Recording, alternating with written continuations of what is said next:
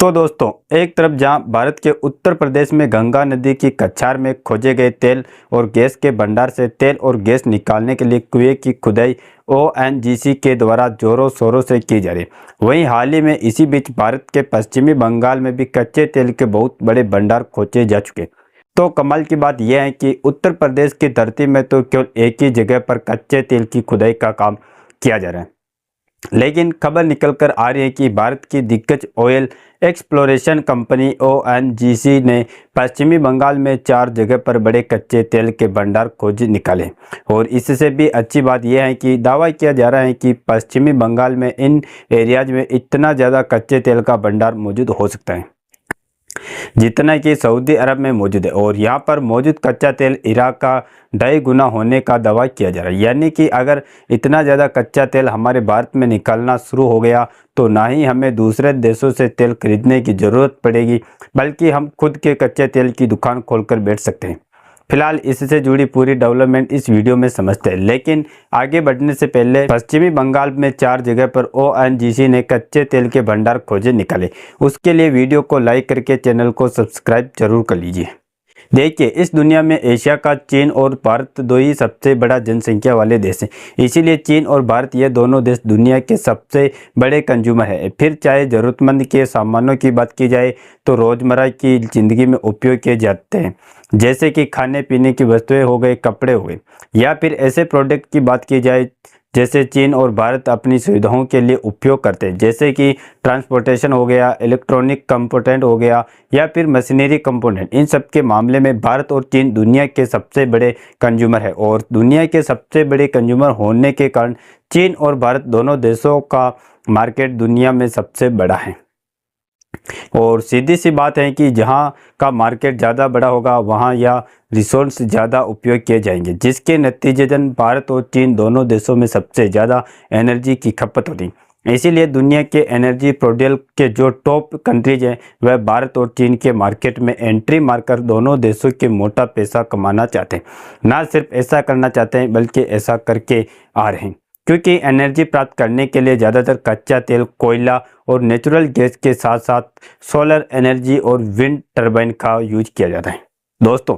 लेकिन इसमें से भी भारत और चीन में एनर्जी प्रोड्यूस करने के लिए जो सबसे ज़्यादा इस्तेमाल किया जा रहा है या इस्तेमाल हो रहा है वह है कच्चा तेल और नेचुरल गैस। लेकिन हमारा भारत कच्चे तेल और नेचुरल गैस प्रोडक्शन दोनों के मामले में चीन से भी ज़्यादा पीछे, क्योंकि चीन और दुनिया का 5वां सबसे बड़ा कच्चा तेल का उत्पादक देश है।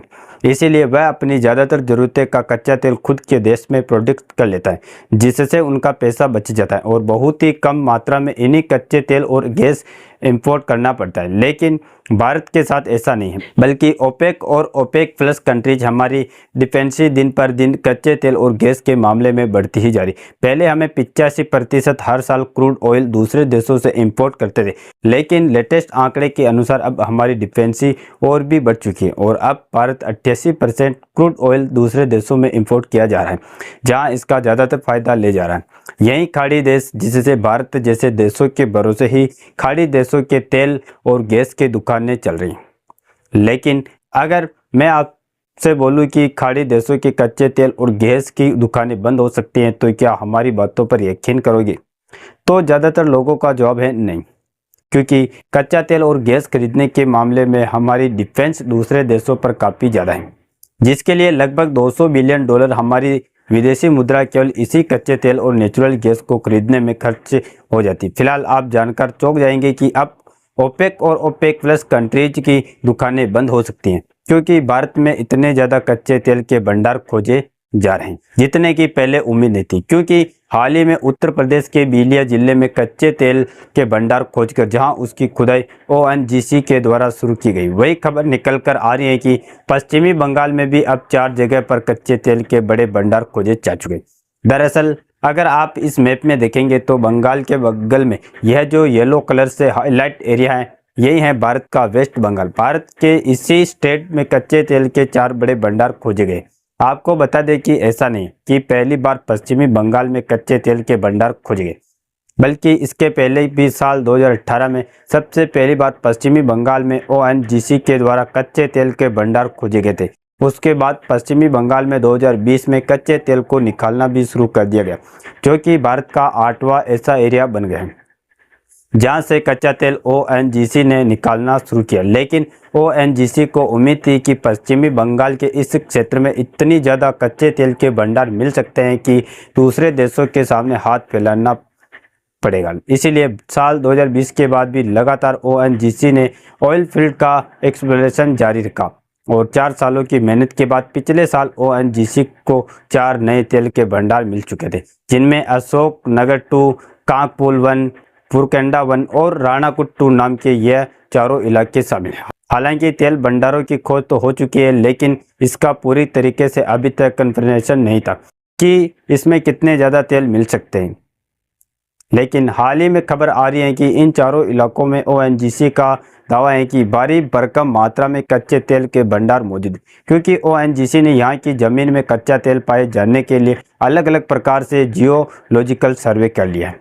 यहाँ तक कि इस जगह पर मिट्टी और पानी में मौजूद गैसों का एनालिसिस भी किया गया है, ताकि यह पता चले कि कच्चा तेल ज़मीन के नीचे मौजूद है या नहीं। हालांकि इन इलाकों में कच्चा तेल होने का कंफर्मेशन तो ओएनजीसी ने दे ही दिया और ओएनजीसी इस इलाके में कुएं की खुदाई करके कच्चे तेल को निकालना भी चाहते हैं। लेकिन समस्या की बात यह है कि अभी तक राज्य सरकार की तरफ से यहाँ की ज़मीन लीज पर लेने के लिए अप्रूवल नहीं मिला है और जैसे ही ओएनजीसी को अप्रूवल मिल जाता है सरकार की तरफ से, तो यहाँ पर कच्चे तेल की कुएं की खुदाई शुरू कर दी जाएगी। कुछ असत्यापित रिपोर्ट के मुताबिक बंगाल की खाड़ी में 30 अरब टन तेल मौजूद है, जो इराक के भंडार का 2.5 गुना और सऊदी अरब के लगभग बराबर है।